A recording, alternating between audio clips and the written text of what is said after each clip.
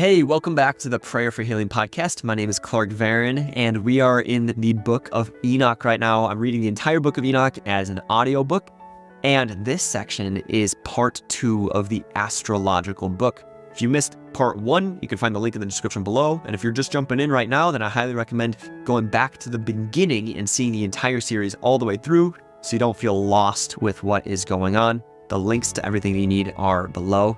That said, let's dive in. You are listening to the Prayer for Healing podcast, and I'd like to invite you to join our online community. You can join us for a Bible study or a prayer session and start to get involved and meet the other people within the community. And I'd also like to invite you, since you're interested in the Book of Enoch, to check out our new book, Enoch, a Great Prophet. This is a children's book that tells Enoch's story in a way that you've never heard before.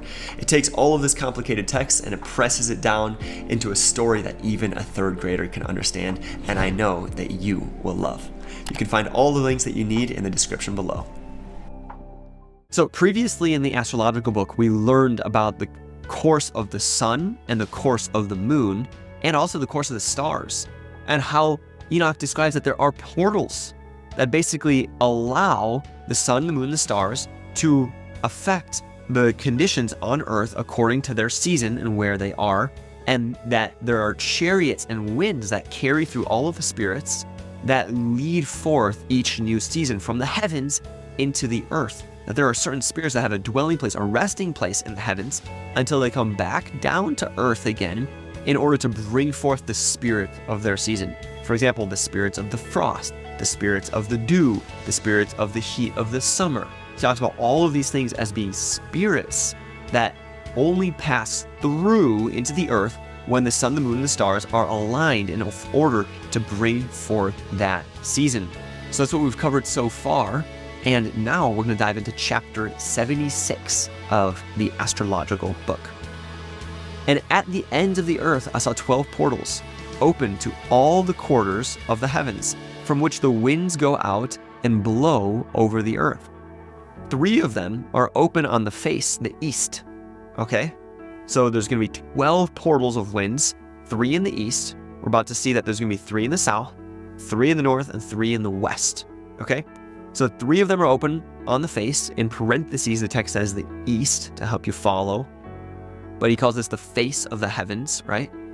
And 3 in the west, and 3 in the right, which is the south of the heavens, and 3 on the left, the north. And the 3 first are those of the east, and 3 are of the north, and 3 of the south, and 3 of the west. So basically in all 4 directions, north, south, east, west, there are 3 portals that allow for different winds. Now, these are winds of the earth, remember? So through 4 of these come winds of blessings and prosperity. So he says 4 of those 12 are for blessings and prosperity, and from those 8 come hurtful winds. Okay? So what we're going to see is the middle portal in each direction is actually a portal of blessing, and the other portals that surround each direction are actually portals that are harmful, right? Or he calls hurtful winds. When they are sent, they bring destruction on all of the earth, and on the water on it, and on all who dwell thereon, and on everything which is in the water and on the land. So there's actually 2 times more portals for destruction than there is for blessings. It's pretty interesting. And the first wind from those portals, called the east wind, comes out through the first portal, which is in the east, inclining towards the south. Right? So this is like the southeast portal. Desolation, drought, heat, and destruction come out from it. And through the second portal, in the middle of the east, right, comes what is fitting. The rain and the fruitfulness and the prosperity and the dew come from it. So this is one of the portals of blessing, is directly to the east. And through the third portal, which lies towards the north, so now we're looking towards northeast, comes cold and from drought. So you're going to notice something here is that he basically is going to say, hey, there is a whole bunch of portals on the north side that actually bring forth like frosts and cold and all of this stuff. And there's portals from the south side that actually bring forth heat and drought. And what's super interesting about this is if you live in the northern hemisphere, right? then when winds come from the north down to where you are at, living in the northern hemisphere, that's going to be cold winds. And if you're living in the northern hemisphere, then the winds that come from below, that actually is what brings forth heat waves, right? So he's describing some characteristics, and this might be from his perspective where he is on the earth, that show like, hey, this is where droughts come from. Like there's droughts that can come from frost, and there's also droughts that can come from heat, right? Depending on where it is cold, if it's coming from the north, right, from the North Pole, or it's hot if it's coming from the south, which would be the equator if you were living in the northern hemisphere, right? So, and after these, the south winds come out through 3 portals. So we just looked at the portals. The east, the middle east portal is the portal of blessings. The northern east was destruction according to coldness. A little bit below that was heat, right? So now we're in this very south. So after these, the south winds come through these portals. Through the first portal, inclining to the east, a hot wind comes out. So once again, southeast, we're talking about a hot wind. And through the middle portal next to it, fragrant smells. So middle south, directly south, comes fragrant smells and dew and rain and prosperity and health comes out, right? So this middle south portal is the portal of blessing. And through the third portal lying to the west, dew and rain, locusts and desolation come out. So southwest comes locust and desolation. And after these, the north winds. So from the 7th portal in the east comes dew. So we're talking about northeast right now. Comes dew and rain and locusts and desolation. And from the middle portal, health and rain and dew and prosperity come in a direct direction. So once again, directly north, we start to see the blessing. So we've seen blessings directly east, blessings directly south, and now blessings directly north. And surrounding on each side is always the desolations or the portals of destruction. So through the third portal in the west, northwest, remember, come cloud and hoarfrost and snow and rain and dew and locusts. So once again, these are northwest winds. And after these 4 are the west winds through the first portal adjoining to the north. So we're talking about west, but northwest, right? So adjoining to the north, dew and hoarfrost and cold and snow and frost come out. And from the middle portal, dew and rain and prosperity and blessings come out. So once again, middle portal, we're seeing the blessings directly to the west. And through the last portal, which adjoins to the south, so we're talking west but southwest, drought and desolation and burning and destruction comes out, right? And the 12 portals of their 4 quarters of the heavens are completed with that. And I have shown all of their laws and all of their plagues and all their benefactions to you, my son Methuselah. So Enoch is writing all of these like natures of the world, but he's seeing everything from the spiritual nature of the world. He's saying there's basically 12 portals. Depending on where the winds are coming from, there's going to be different kinds of blessings and different kinds of destruction, right? And so we know now that if you live in the northern hemisphere, right, then it's true, like heat waves come from the south, right? You know, the cold fronts come from the north, right? And he basically describes that the east is the face of heaven, right? Which is really interesting that he repeats that multiple times in his visions. What exactly does that mean? Not really sure, but it's one of the recurring themes within these stories. Chapter 77. And the first quarter is called the east, because it is the first, and the second, the south, because the Most High will descend there. The Most High will descend from the south. Yes, there, in quite a special sense, he who is blessed forever will descend. So he's saying Christ is going to descend from the south. Now, if you remember from our previous lessons about east being the highest kingdoms of heaven, south being the lower kingdoms of heaven, west being basically the kingdom of the earth, what this is indicating is that Christ is going to descend from the highest kingdoms of heaven where he dwells in the east. He's going to go through the kingdom of the south, the lower kingdoms of heaven. So he's basically descending through the 7 levels of heaven, which Enoch previously talked about through a depiction of mountains in our previous episodes, right? So he descends through these 7 layers of heaven. He says he's basically going to come through the lowest level of heaven, and from there he's going to enter the earth, right? Which kind of makes sense. He's got to descend from the throne room through the lower levels of heaven before he reaches the earth. And so that would make sense that he's actually descending through the south, right?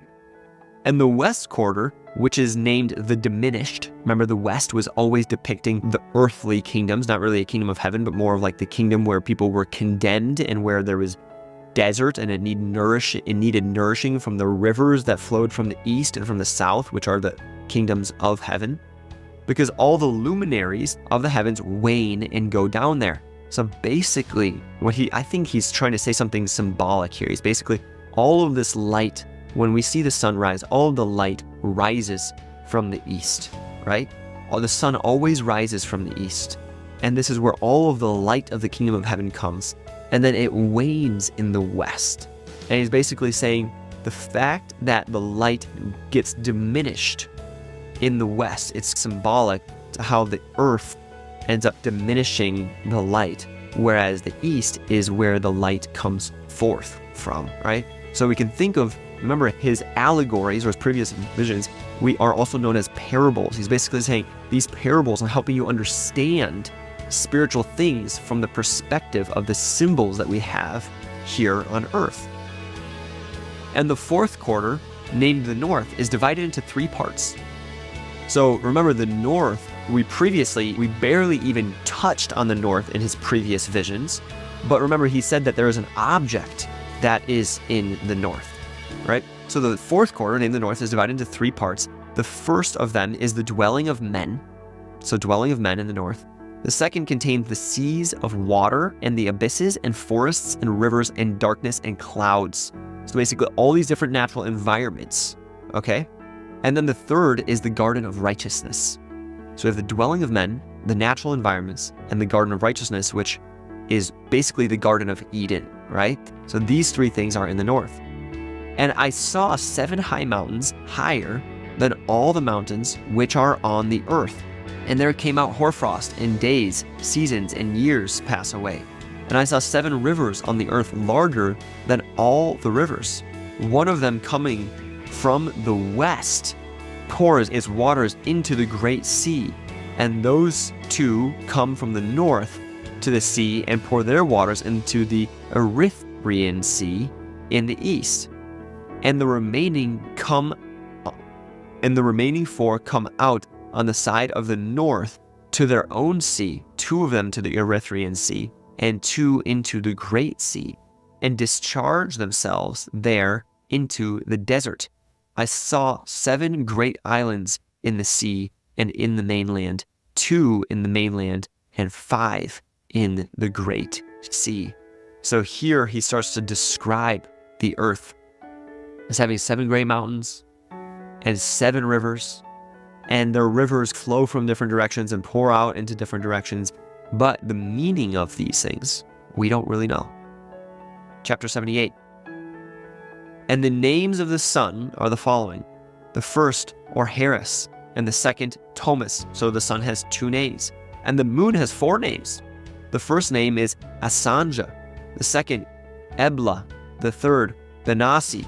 The fourth, Ere. So once again, 4 names for the moon. Maybe it's because it has different, phases, 4 different phases of the moons. These are the 2 great luminaries. Their circumference is like the circumference of heaven, and the size of the circumference of both is alike, once again, from our perspective. Now, in the circumference of the sun, there are 7 portions of light, which are added to it more than the moon. So we're rehashing some of the stuff that we have previously learned. Remember, the sun is 7 times brighter than the moon. And it is transferred in definite measures until the 7th portion of the sun is exhausted. So the moon gets exactly 1/7 of the brightness of the sun. And they set and enter the portals of the west and make their revolution by the north. So once again, the revolution by the north, this kind of indicates that in the heavenly world, right, that they are actually revolving north to south rather than that they're going around the equator as they would here on earth. And they come out through the eastern portals on the face of the heavens. And when the moon rises, 1/14th part appears in the heavens. On the 14th day, she accomplishes her light. So once again, she starts with 1/14th of her light, and on the 14th day, she becomes a full moon. And 15 parts of light are transferred to her until the 15th day when her light is accomplished, according to the sign of the year, and she becomes 15 parts, and the moon grows by 14 parts. So basically, just rehashing how the moon becomes a full moon, it's on this like monthly basis. And in her waning, the moon decreases on the first day to 14 parts of her light, and the second to 13 parts of light, on the third to 12, on the fourth to 11, on the fifth to 10, on the sixth to 9, on the seventh to 8, on the eighth to 7, on the ninth to 6, on the 10th to 5, on the 11th to 4, on the 12th to 3, on the 13th to 2, on the 14th to the half of a seventh, and all her remaining light disappears wholly on the 15th. So basically here saying the moon to go from full moon down to new moon is going to take 15 days. And in certain months, the month has 29 days and once 28. Interesting. We have a 1 month of February that's 28 and 29 days. Here, Enoch mentions that there are some months when it's 29 or 28th day, although we don't really get a lot of clarity based on the months of the moons from the previous book where he talked about the course of the moons. He didn't go into that much detail of telling us how there's a 28th and a 29th day. And Uriel showed me another law regarding when light is transferred to the moon and on which side it is transferred to her by the sun. So during all the period during which the moon is growing in her light, she is transferred to it herself when opposite to the sun during 14 days, and when she is illuminated throughout, her light is fully accomplished in the heavens. So now Enoch's describing, by the way, when does a new moon happen? It happens when the moon is perfectly opposite of the direction of the sun. This is true, right? The moon, we're going to see a new moon when the sun is basically directly behind our perspective of the moon, and that we have to be like in the middle of the two in order to see a full moon. So Enoch's saying, by the way, I saw another law that tells us that the sun is opposite from the moon during full moons. And on the first day, she is called a new moon, for on that day the light rises on her. She becomes a full moon exactly on the day when the sun sets in the west, and from the east she arises at night. So basically when the sun and the moon's courses are perfectly opposite, right, this is when we see a full moon. And the moon shines the whole night until the sun rises over against her and the moon is seen over against the sun. So basically saying like, hey, there's going to be a new moon, and it's because the moon and the sun are on opposite sides, and it's going to continue showing up until the sun starts to rise again. And the side from where the light of the moon comes out, there again she wanes until all of the light vanishes and all of the days of the month are at an end, and her circumference is empty, void of light. So once again, basically we're looking at halfway through the month until the end of the month. Then she goes from being a full moon back down to being a new moon and being empty and void of light again.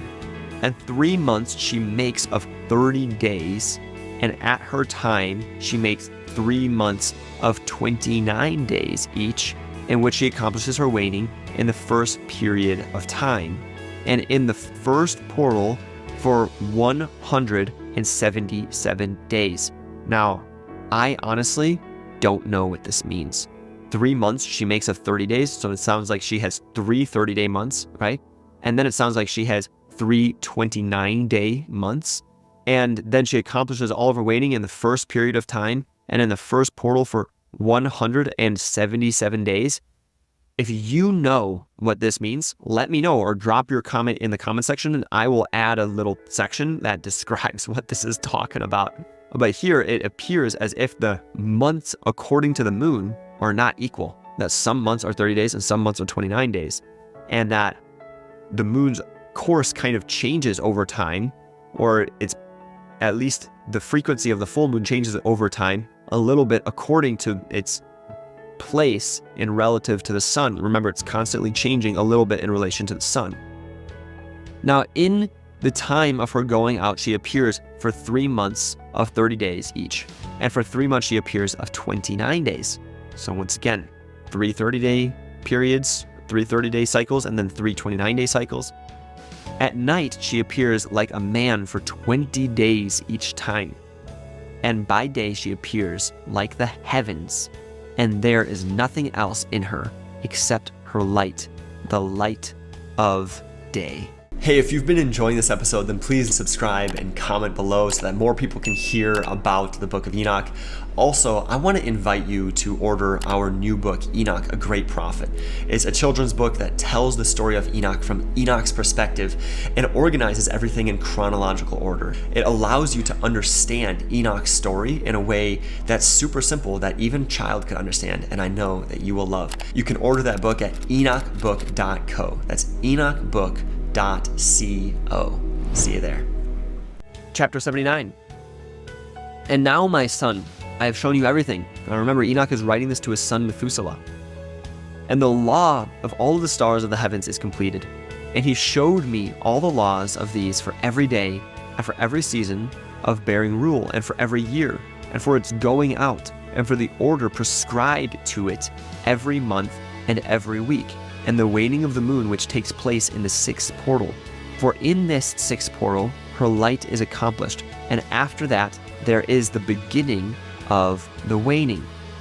And the waning which takes place in the first portal in its season until 177 days are accomplished, reckoned according to weeks, 25 weeks and 2 days.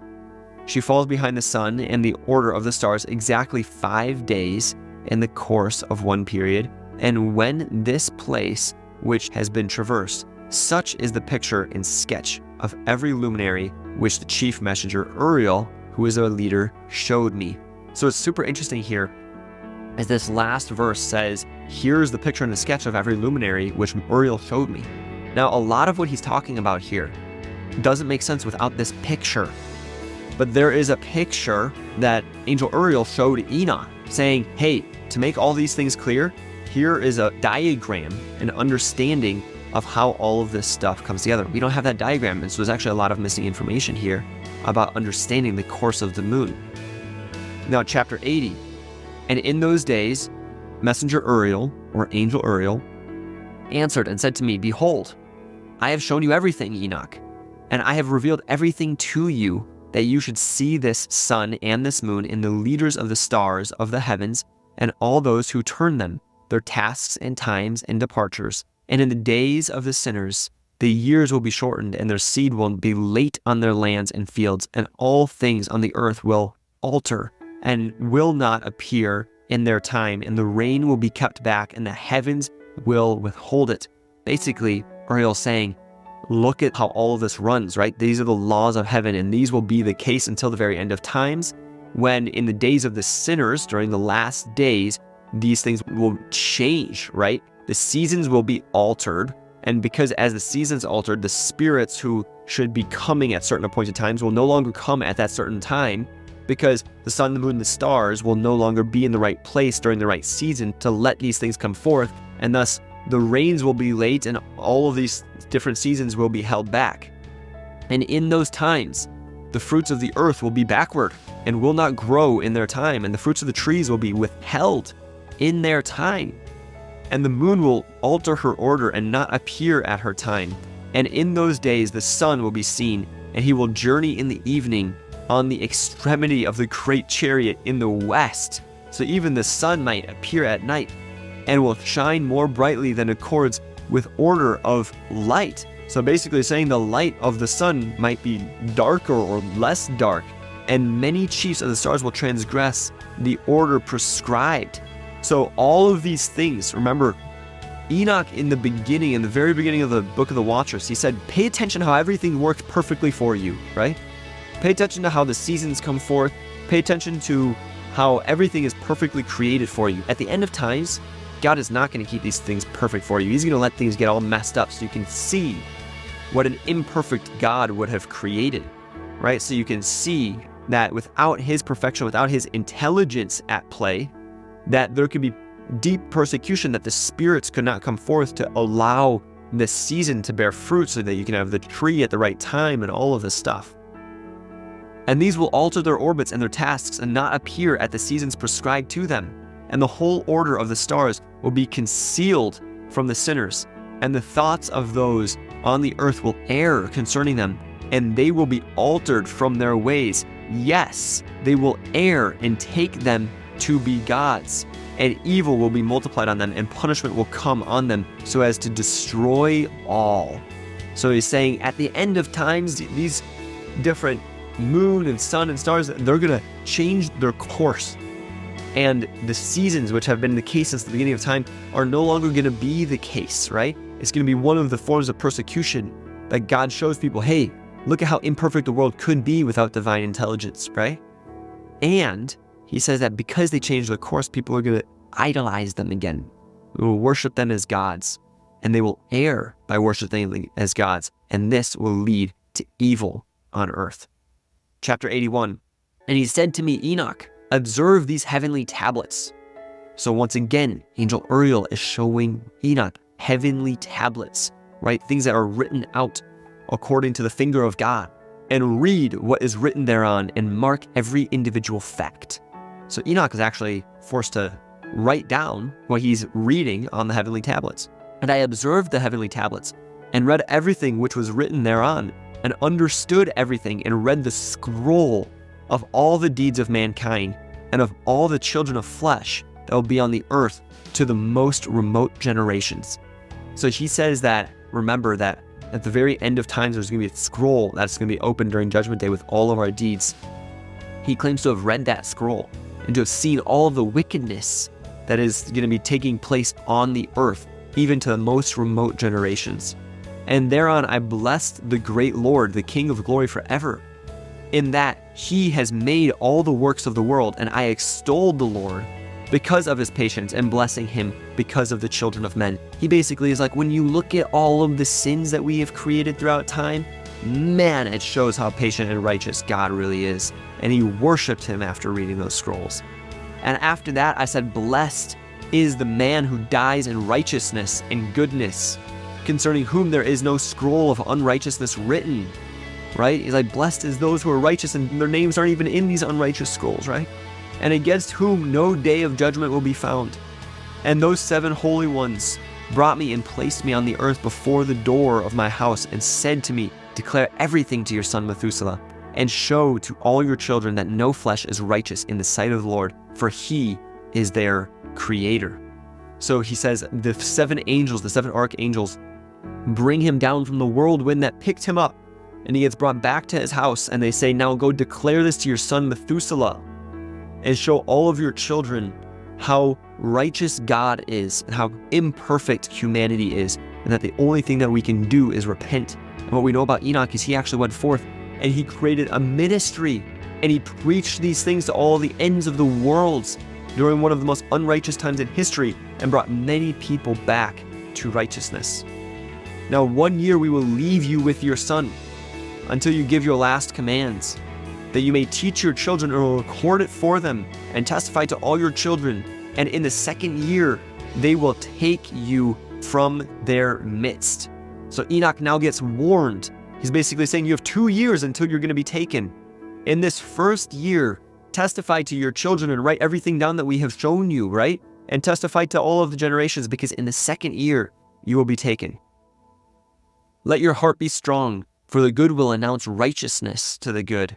The righteous will rejoice with the righteous, and will offer congratulations to one another. But the sinners will die with the sinners, and the apostate, meaning the faithless, goes down with the apostate. So the faithless will go down with the faithless. And those who practice righteousness will die on account of the deeds of men, and be taken away on account of the doings of the godless. And in those days they ceased to speak to me, and I came to my people, blessing the Lord of the world. So he had 2 years where he basically said the angels ceased to speak with me. They had showed me everything now that I needed to see. And so he gave me 2 years to preach this to the ends of the earth, to testify and to write down my accounts, and to pass down these scrolls down to my children. Chapter 82. And now, my son Methuselah, all these things I'm recounting to you and writing down for you, and I have revealed everything to you, and given you scrolls concerning all these. So preserve, my son Methuselah, the scrolls from your father's hand, and see that you deliver them to the generations of the world. So he gives a command to his child, Methuselah. He says, preserve these for all of the future generations of the world. Remember, I wrote this for the end times in mind. And I've given wisdom to you and to your children and your children that will be to you. So I'm giving wisdom to your children and your children's children. And they may give it to their children for generations. This wisdom that surpasses their thought, right? This wisdom that is heavenly wisdom, is beyond their comprehension, but I'm passing it down for generation. And those who understand it will not sleep, but will listen with the ear, that they may learn this wisdom, and it will please those that eat thereof better than good food. It's basically saying the righteous, the people who have obtained the gift of prophecy to understand all of this wisdom, it will please them better than good food. It will be nourishment to their souls. Blessed are all the righteous. Blessed are all those who walk in the way of righteousness and do not sin as the sinners in the reckoning of all their days, in which the sun traverses the heavens, entering into and departing from the portals for 30 days, with the heads of thousands of the order of the stars, together with the four which are intercalated, which divide the 4 portions of the year, which lead them and enter with them 4 days. Basically saying, blessed are those, blessed are the righteous, and also blessed are all of the different luminaries of heaven that keep our seasons in check, and that in the leaders of these heavenly creatures that come through on the intercalated days, those 91st days of each season.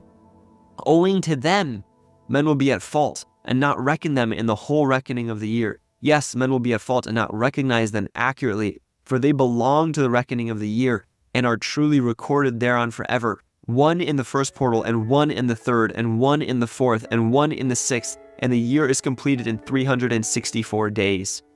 And the account thereof is accurate, and the recorded reckoning thereof exact for the luminaries and months and festivals and years and days. Uriel has shown and revealed to me, to whom the Lord of the whole creation of the world has subjected the host of heaven, and he has power over night and day in the heavens to cause the light to give light to men, sun, moon, and stars, and all the powers of the heavens which revolve until their circular chariots. Basically saying Uriel is chief. He makes all of the luminaries stay in place. And these are the orders of the stars, which are set in their places and in their seasons and festivals and months. And these are the names of those who lead them, who watch that they enter at their times, in their orders, in their seasons, in their months, in their periods of dominion, and in their positions. Therefore, leaders who divide the 4 parts of the year enter first. So on the 91st day, there is a leader, a spirit that goes out and enters first into the world. And after them, the 12 leaders of the orders who divide the months. So first there's the 4 leaders of the seasons, then the 12 leaders of the months. And for the 360 days, there are heads over thousands who divide the days. So each year, there are spirits that basically bring forth. 1, there's a spirit that bring forth every season. 2, the spirits that bring forth every month. And then every day, on the other 360 days of the year, there are leaders of thousands of spirits that come forth and nourish the earth with that, basically keep our seasons in check, right? And for the 4 intercalary days, there are leaders which split the 4 parts of the year. So there is a hierarchy of spirits that come down from the heavens, and that they are led forth by these different portals where the heavens align with the moon and the sun and the stars with earth. And this is what keeps everything in check. This is why we have fruit being born at certain types of the year. This is why we have winter at certain types of the year and frosts at certain types of the year. All of these different essences, everything in the earth has a spiritual essence to it. And it's these spirits that come through the portals of the sun and the moon and the stars that keep everything on earth in check, right? And when those things are off in the future, in the end times, so are all of the other parts of our seasons will be off as well. And the fruit will not come. All of this stuff will not take place as it is ordained by God. And these heads over thousands are intercalated between leader and leader, each behind a station, but their leaders make the division. And these are the names of the leaders who divide the 4 parts of the year, which are ordained. So the 4 leaders that divide the 4 parts of the years are Milkai, Helmelech, and Melejal, and Naral. And the names of those who lead them, Ardnael, and Idrisel, and Elmuel. These 3 follow the leaders of the orders. And there is one that follows the 3 leaders of the orders, which follows these leaders of stations that divide the 4 parts of the year. In the beginning of the year, Melchizedek rises first and rules, who is named Temani and son, and all the days of his dominion while he bears rule are 91 days. Basically, he's saying that these spirits that bring forth the seasons, they are true spirits and they have names.